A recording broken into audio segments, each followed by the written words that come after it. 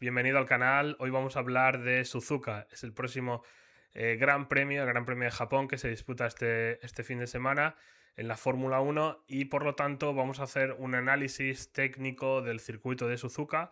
Vamos a analizar el circuito por sectores, los tres diferentes sectores. Y también vamos a hablar de las características. Siempre usamos esa plantilla, ¿no?, que Pirelli ofrece y donde nos trae pues, neumáticos, y vamos a hablar también o analizar qué curvas tienen más desgaste lateral, qué curvas más desgaste longitudinal para los neumáticos. Y me voy a reservar hablar de energía porque tengo una simulación preparada y probablemente mañana haga un vídeo hablando de esa simulación y hablando de en qué partes del circuito creo yo que los equipos lo usarán para entregar potencia y usar la batería, o qué zonas lo usarán para reservar un poco. Así que estaros pendientes, suscribiros, activar notificaciones porque se vienen vídeos muy interesantes.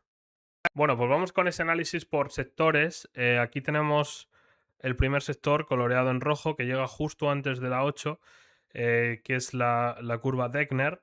Entonces, bueno, tenemos la recta principal.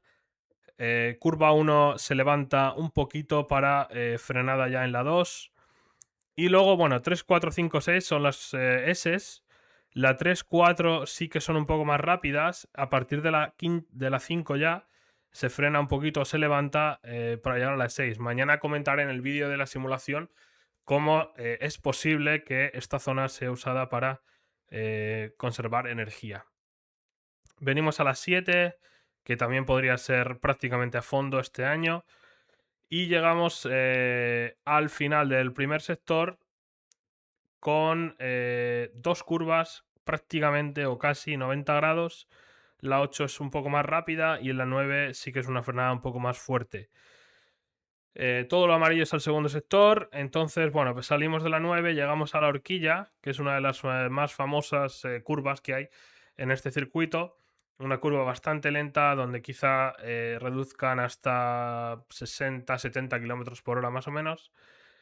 Y después vamos a salir a toda esta zona que es a fondo para llegar a la Spoon 13 y 14. La salida de la Spoon este año tendrá la zona de modo recta, que justo ya enlaza con el sector 3 y con la 130R, una también de las curvas más famosas de este circuito. Y aquí es donde este año vamos a ver primero a qué velocidad se entra en esa curva, porque lo más seguro es que sea una velocidad menor, ya que toda esta zona a partir de aquí es a fondo. Luego tenemos el modo recta también, que hará que los coches pues alcancen un poco más de velocidad que el año pasado. Pero vamos a ver dónde empezará el clipping, ¿no? Quizá un poco antes de que se cierren los alerones. Y bueno, la distancia, yo creo que la FIA considera una distancia considerable entre que se cierre el alerón y el piloto tenga que girar para tomar esta curva muy rápida, ¿no? Llegamos ya al sector 3. Me sorprende que la Speed Trap sea justo después de la 130R, cuando, como hemos dicho, la velocidad no será muy alta este año. Sector 3 tenemos básicamente eso, como digo, la 130R, la chicane, clave para adelantamientos. Y aquí ya tenemos la zona de detección del modo overtake, para los que no estén al día. Simplemente el modo overtake es similar a lo que hacía el año pasado el modo DRS, ¿no? Que es que si el piloto está a menos de un segundo, puede usar ese modo overtake durante toda la vuelta siguiente para poder adelantar al piloto que esté delante, ¿no? Entonces, la detección es justo a la salida de la chicane y la activación a la salida de la 18, aunque ya toda esta zona es a fondo para entrar en la recta de meta. Bueno, y pasamos a analizar el circuito por sus características en cuanto a desgaste de neumáticos, condiciones del asfalto, etcétera, ¿no? Entonces, bueno, primero, bueno, tenemos 53 vueltas, creo que en China tenemos 56, Australia 58, aquí un poquito menos, un circuito más largo, casi 6 kilómetros, es de los, quizás está entre los 5 primeros que más largos son del campeonato.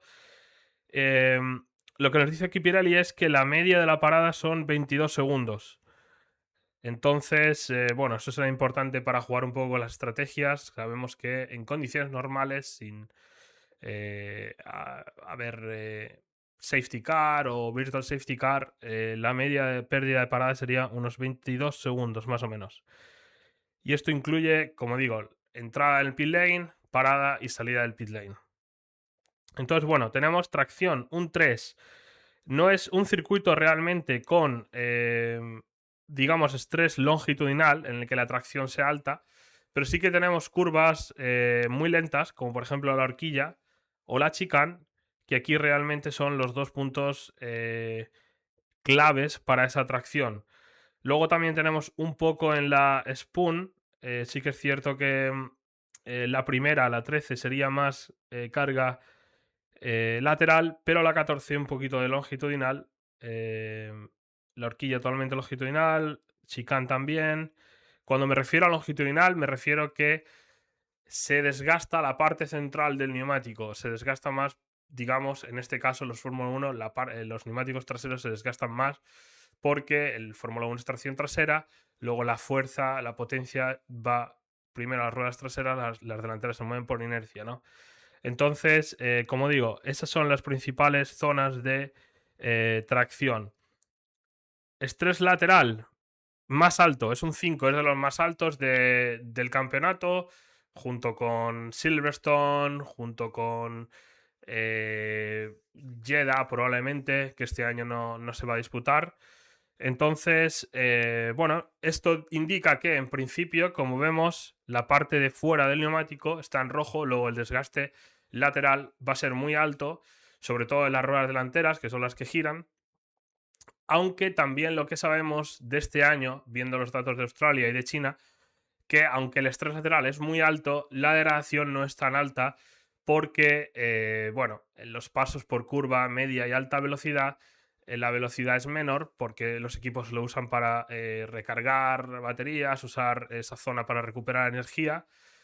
Por lo tanto, aunque el estrés sea muy alto, quizá todavía podría indicar que podríamos estar en una parada en vez de dos, ¿no? El asfalto, el grip es un 4, es bastante alto, pero nos llegan informaciones de que la parte del segundo sector y el tercero ha sido reasfaltada.